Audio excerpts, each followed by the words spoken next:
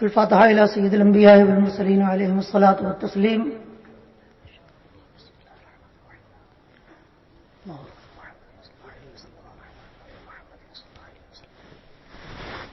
الہی دکھا دے بہار مدینہ، یہ آنکھیں بھی دیکھیں دیار مدینہ.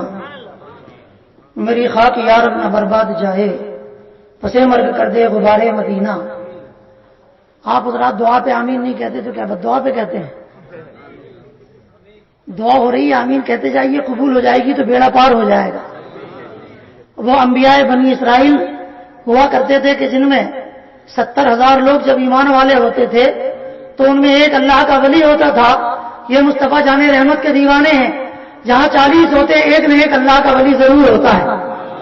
اور جس محفل میں اللہ کا ولی ہوتا ہے اگر دعا کر دے تو بھی بندوں کا بیڑا پار ہو جاتا ہے، اور کسی دعا میں آمین کہہ دے تو بھی سب کا بیڑا پار ہو جاتا ہے. الہی دکھا دے بہار مدینہ، یہ آنکھیں بھی دیکھے دیار مدینہ.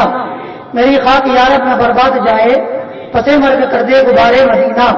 رہیں ان کے جلوے، بچے ان کے جلوے، میرا دل بنے یادگار مدینہ. مرادیں دلی بلبلے بے نوازے، الہی دکھا دے بہار مدینہ. پروردگار موت نہ میری حرام ہو، ہوٹوں پہ مرتے وقت محمد کا نام ہو. زور سے آمین کا حضرا. پروردگار موت نہ میری حرام ہو، ہوٹوں پہ مرتے وقت محمد کا نام ہو. سورج درے رسول پر ڈوبے حیات کا، اللہ زندگی کی مدینے میں شام ہو. زور سے بولو ذرا. مولا نبی کے عشق کا بسیے انعام ہو، نکلے جدم لبوں پہ درود و سلام ہو.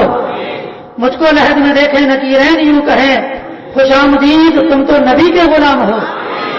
عبد الحبیب کے لیے مل کر کرو دعا، رد وہابیہ میں تیرا خوب نام ہو.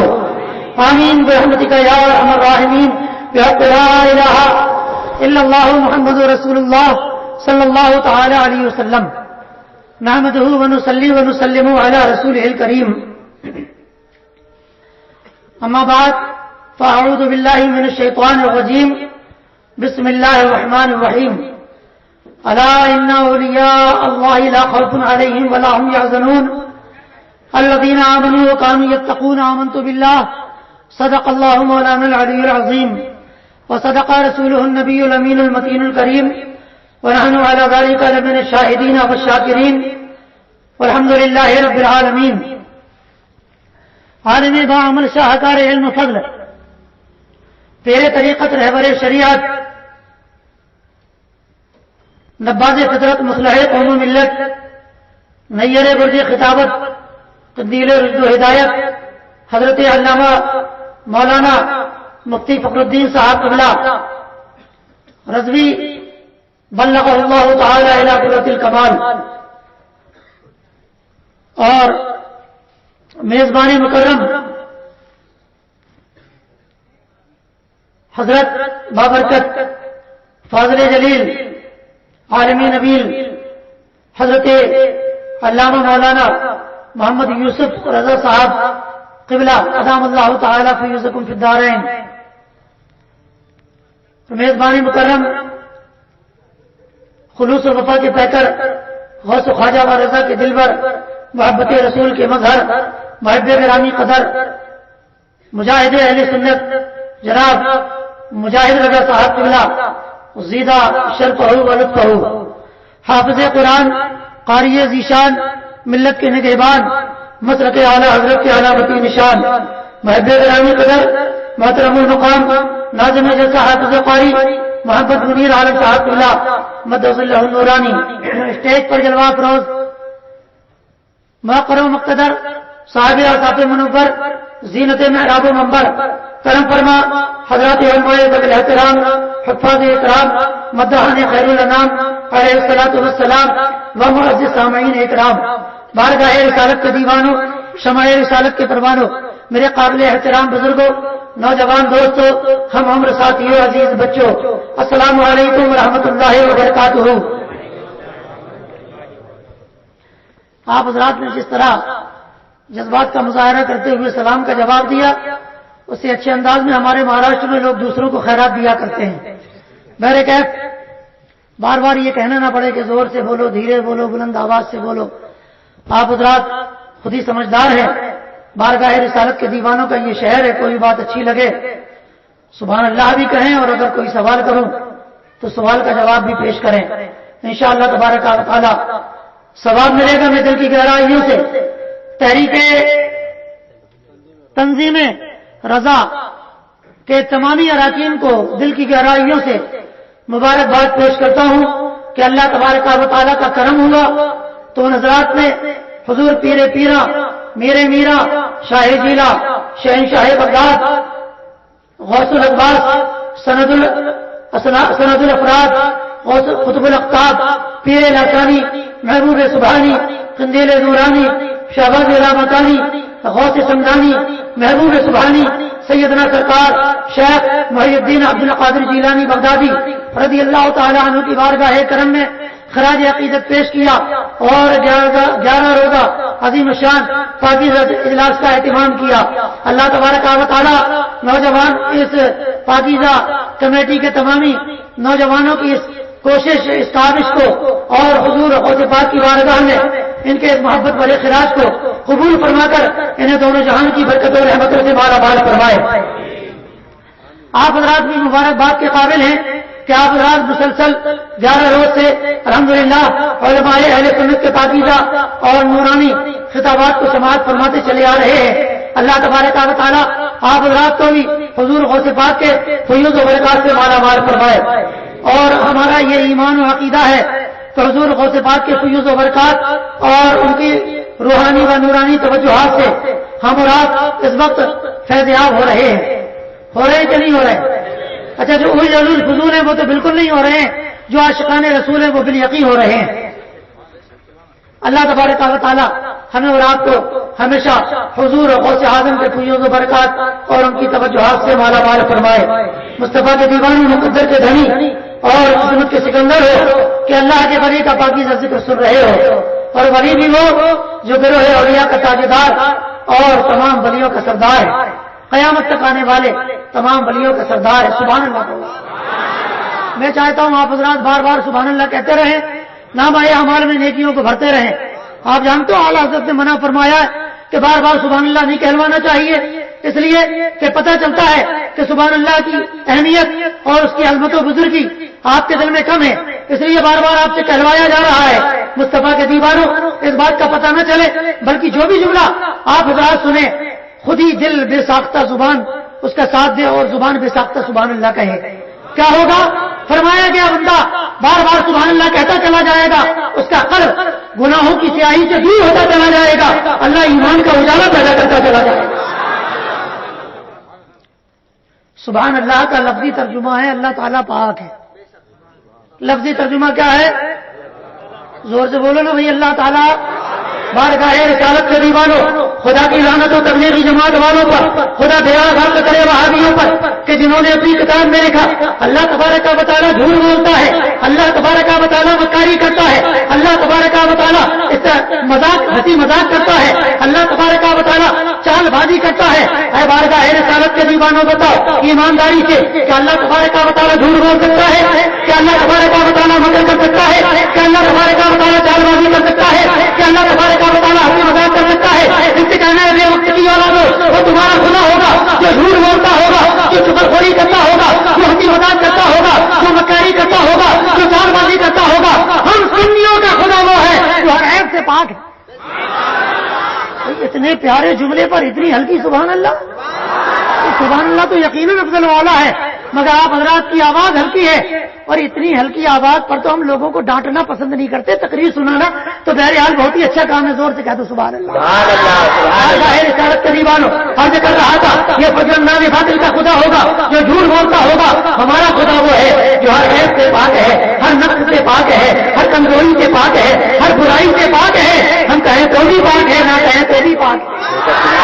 سبحان اللہ۔ بارگاہ رسالت کے دیوانوں ہم اس کی پاکی کا بیان کریں تو بھی پاک ہے، نہ بیان کریں تو بھی پاک ہے۔ ہم اس کی پاکیزگی کا اعلان کریں تو بھی پاک ہے، نہ اعلان کریں تو بھی پاک ہے۔ ہم اس کی پاکیزگی کا گیت گنگنائیں تو بھی پاک ہے، اس کی پاکیزگی کا ترانہ نہ گنگنوائیں تو بھی واقع ہے، پھر کیا وجہ ہے بارگاہ رسالت کے دیوانوں کہ بار بار سبحان اللہ کہلوا کر مصطفیٰ کے دیوانوں سے اس کی پاکیزگی کا اعلان کروایا جاتا ہے، اس کی پاکیزگی کا اقرار کروایا جاتا ہے، اس کی پاکیزگی کا ذکر گنوایا جاتا ہے۔ آپ کچھ بھی سوچنا، سوچتے رہ جانا، ہماری سوچ میں ایک ہی بات آئی ہے کہ بندہ جب بار بار سبحان اللہ کہہ کر مولا کی پاکیزگی کا بیان کرتا ہے، اپنے مولا کی پاکیزگی کا اعلان کرتا ہے، اپنے مولا کی پاکیزگی کا اقرار کرتا ہے، اپنے مولا کی پاکیزگی کا گیت گنگناتا ہے، تو ایک وقت ایسا بھی آتا ہے کہ مولا اپنی پاکی کے بیان کرنے والے بندوں کے خیالات کو پار فرما دیتا ہے، ان کے خیالات کو پار فرما دیتا ہے، ان کی سوچوں کو پار فرما دیتا ہے، ان کے وچاروں کو پار فرما دیتا ہے،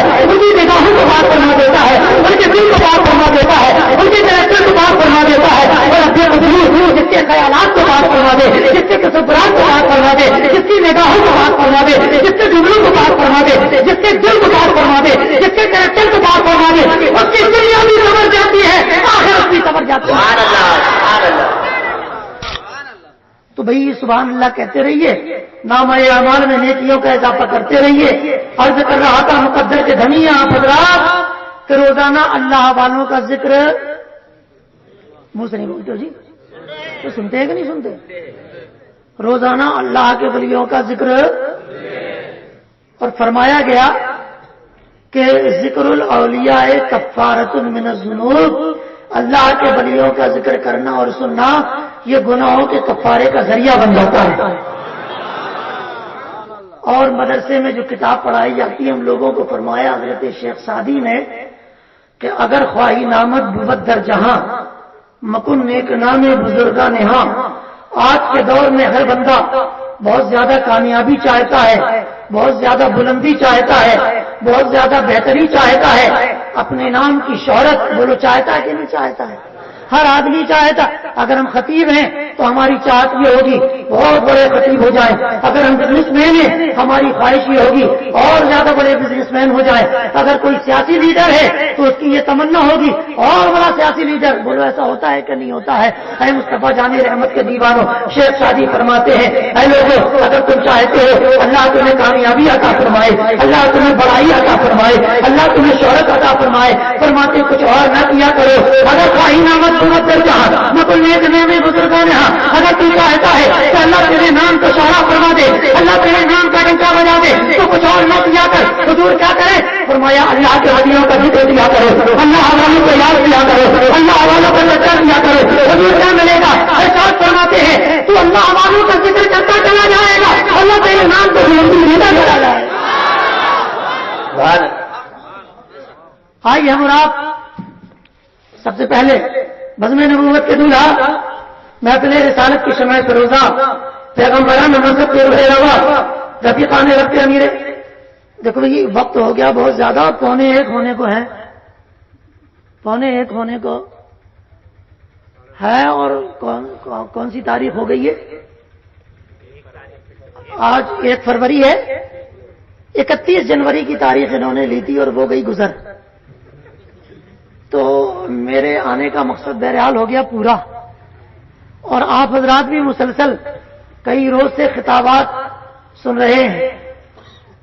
اگر آپ بخوشی خوشی چاہیں گے، دباؤ میں مت بولیے گا، اگر خوشی چاہیں گے تو تھوڑی دیر ہم آپ حضرات کے سامنے کلام کریں گے، ورنہ کھڑے ہوتے ہیں بارگاہ رسالت میں صلاۃ و سلام پڑھیں گے۔ بولیے بھائی کیا رائے ہے؟ سنیں گے نا؟ صبح تک اگر ہم سنائیں گے تو پھر آپ حضرات بھی 4 کاندھوں کا انتظام رکھیے، اس لیے کہ میری صحت بھی دیکھ رہے ہیں اور میں کافی دور سے سفر کر کے آپ حضرات کی بزم محبت میں حاضر ہوا ہوں۔ اللہ تبارک و تعالی ہمارے اور آپ کے یہ محبت بھرے رشتے دنیا میں بھی قائم رکھے، آخرت میں بھی قائم فرمائے۔ دنیا میں جو جس سے محبت کرے گا کل بروز قیامت اللہ اسی کے ساتھ حشر فرمائے گا۔ آئیے ہم اور آپ سب سے پہلے بزم نبوت کے دولہا محفل رسالت کی شمع فروزہ پیغمبرانہ منصب کی روح رواں رفیقان رب کے امیر کارواں، جن کی اترن چاند کو ملی تو اس کے حسن میں اضافہ ہو گیا، اور جن کی خیرات سورج کو ملی تو اس کے نور میں نکھار ہو گیا۔ جن کا صدقہ ستاروں کو ملا تو ان کی چمک اور دمک میں اضافہ ہو گیا، جن کی رحمت عرش کو ملی تو اسے منصب بلند و بالا نصیب ہو گیا، جن کا کرم زمین پر ہوا تو اسے گنبد خضرا نصیب ہو گیا۔ زور سے کہہ دو ذرا سنو، جن کا کرم کعبے پر ہوا 360 بتوں کو لات پڑی، کعبے کو تقدس نصیب ہو گئے، جن کا کرم بڑھنے والی بچیوں پر ہوا انہیں لذت حیات کا سرمایہ نصیب ہو گیا، جن کا کرم بیواؤں جیسی ابھاگنوں پر ہوا تو انہیں سہاگن بننے کا شرف حاصل ہو گیا، جن کا کرم بغداد پر ہوا تو اسے غوث اعظم کی شکل میں 11ویں کا پیر نصیب ہو گیا، اور جن کا کرم ہند پر ہوا تو ہمیں غریب نواز کی شکل میں ولیوں کا امیر نصیب ہوا، جن کا کرم گناہ گاروں پر ہوا انہیں جنت کا پروانہ نصیب ہو گیا۔ اگر جنت کا پروانہ ملا ہے تو کہہ دو سبحان اللہ، نہیں سبحان اللہ۔ جن کا کرم گناہ گاروں پر ہوا انہیں جنت کا پروانہ نصیب ہو گیا، اور جن کا کرم اس دور کے وفاداروں پر ہوا انہیں مسلک اعلیٰ حضرت کا زمانہ نصیب ہو گیا۔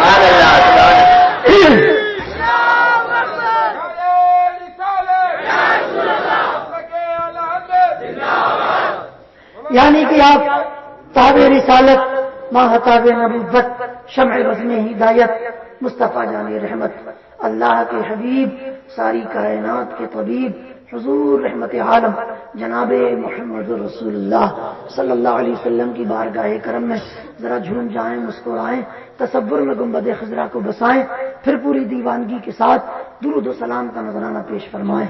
پڑھیے اللہم صلی وسلم وبارک علی سیدنا و حبیبنا و شفیعنا و نبینا و مولانا محمد معظم الجود والکرم، صلاۃ و سلام علیک یا رسول اللہ صلی اللہ تعالی علیہ وسلم۔ اتنی کثیر تعداد میں بارگاہ رسالت کے دیوانے بیٹھے ہوئے ہیں، اگر محبت و دیوانگی کا مل جل کر مظاہرہ کیا ہوتا تو درود و سلام کے پڑھنے میں اور سننے میں بڑا لطف اور سرور حاصل ہو گیا ہوتا۔ ایک مرتبہ اور گزارش کرتا ہوں مصطفیٰ جان رحمت کے دیوانوں، درود و سلام پڑھو اس قرینے سے، درود و سلام پڑھو اس قرینے سے آقا غلاموں پر کرم کی نگاہ فرمائیں۔ مدینے سے میں آپ کو بتاؤں اے مصطفیٰ کے دیوانوں، یہ درود و سلام کیا ہے؟ ہر درد کی دوا ہے۔ زور سے کہہ دینا بھائی۔ دیکھو ایک کتاب ہے، کتاب کا نام ہے تبلیغی نصاب۔ کیا نام ہے کتاب کا؟ کتاب کا لکھنے والا مولوی بکریا نہیں، مولانا زکریا۔ کیا نام ہے اس کا؟ چھوٹے پجاموں کا امیر ہے، لکیر کا فقیر ہے، شرارتوں کا خمیر ہے۔ مصطفیٰ جان رحمت کے دیوانوں، اس نے وہ کتاب میں ایک باب فضائل درود شریف کا باندھا ہے، اور اس میں لکھا کہ ایک صحابی بارگاہ رسالت میں حاضر ہوئے، عرض کیا یا رسول اللہ صلی اللہ علیہ وسلم، میں 1 گھنٹہ دعا کرتا ہوں۔ کیا کرتا ہوں؟ یہ لفظ 1 گھنٹے کی قید میں نے اپنی طرف سے آپ کو سمجھانے کے لیے لگائی ہے۔